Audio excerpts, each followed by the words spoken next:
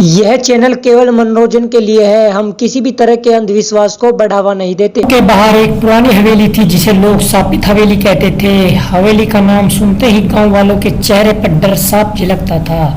कहते थे कि हवेली में कोई भूत प्रेत रहता है और जो भी वहां रात में गया वह कभी वापस नहीं आया। सूरज, जो गांव का सबसे निडर लड़का था, इन कहानियों पर यकीन नहीं करता था। उसने ठान लिया कि वह हवेली का रहस्य का पता लगाएगा। एक रात जब पूरा गांव सो रहा था, सूरज अपने दोस्त सुरेश के साथ हवेली की ओर चल पड़ा। हवेली के पास पहुंचते ही दोनों के रोंगटे खड़े हो गए। हवेली का गेट कड़कड़ाते हुए खुला जैसे किसी ने अंदर से खींचा हो। दोनों ने एक दूसरे की ओर देखा और फिर साहस जुटाकर अंदर चला गया। हवेली के अंदर अंधेरा था, केवल चांद की रोशनी ही थोड़ी थोड़ी अंदर आ रही थी। अचानक हवेली के अंदर से एक भयानक आवाज आई, कौन है यहाँ? सुरेश की आवाज कांप उठी।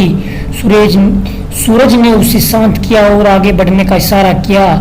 दोनों धीरे धीरे हवेली के अंदर बढ़ते गए। कमरे में घुसते ही एक पुरानी तस्वीर उनकी नजरों के सामने आई। तस्वीर में एक महिला थी जिसकी आंखें जैसे उनकी ओर ही देख रही हो। अचानक तस्वीर से खून की बूंद टपकने लगी। सूरज और सुरेश के पसीने छूट गए।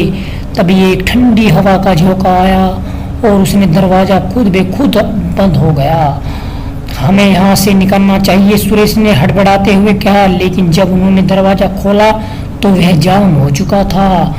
उसी समय कमरे के कोने से एक परछाई उभरी। वह परछाई धीरे धीरे उनके पास आने लगी।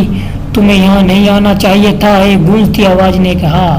परछाई के पास पहुंचते ही सूरज और सुरेश ने देखा कि वह एक महिला की आत्मा थी। वह महिला जो तस्वीर में थी।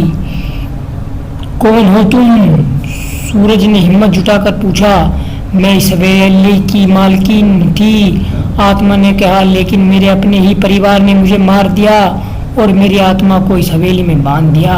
अब हर साल मेरी मौत की रात को मैं इन दीवारों में कैद होकर चिल्लाती हूँ। सुरेश ने डरते हुए पूछा। हमें जाने दो। आत्मा ने गहरी सांस ली और बोली, जाओ, लेकिन याद रखना इस हवेली में वापस कभी मत आना।